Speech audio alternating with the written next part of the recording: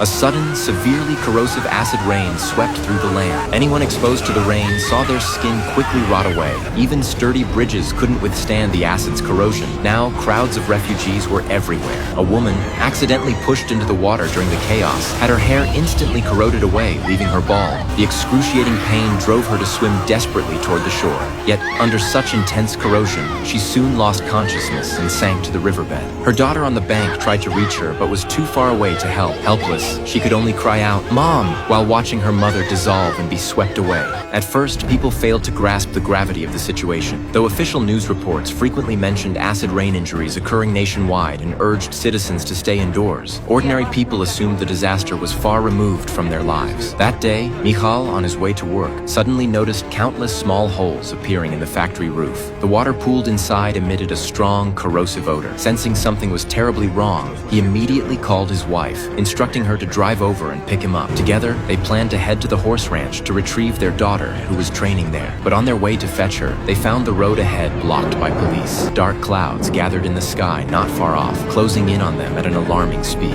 Seeing this, Michal slammed the gas pedal and weaved through the surrounding fields. His daughter was currently riding horses with friends in the forest, completely unaware of the impending danger. Just then, sensing the threat, the horses suddenly became wildly agitated. Animals always sense danger first. Soon, a light rain began to fall. Wherever the rain touched the ground, wisps of white smoke rose. The air thickened with a pungent, sour stench. Aya sensed something was terribly wrong and began sprinting toward the stable. She collided with her father, who had come searching for her. Just before the downpour hit, they both managed to take shelter inside the stable, narrowly escaping death. But before they could catch their breath, Michal noticed rainwater dripping through the stable roof. Clearly, the shelter wouldn't hold out much longer. Fortunately, at the critical moment, his wife arrived in the car. Michal immediately found a piece of canvas to shield his daughter. Once inside the vehicle, the three dared not linger for a moment, rushing to drive away from this deadly zone. But the roads outside were already gridlocked, and those who hadn't taken shelter in vehicles were being corroded by the acid rain, their bodies covered in sores. His wife tried to open the door to assess the situation outside, only for a man covered in festering wounds to suddenly burst through. Terrified, Michal kicked him out before urgently instructing his wife to reverse and search for another way out. Finally, Mary slammed the accelerator, crashing through the gridlock. By then, the car's roof showed signs of acid rain corrosion. They had to find a building to make repairs. Michael gathered some rags and carefully wiped the water stains from the car, especially the metal roof surface. If not treated promptly,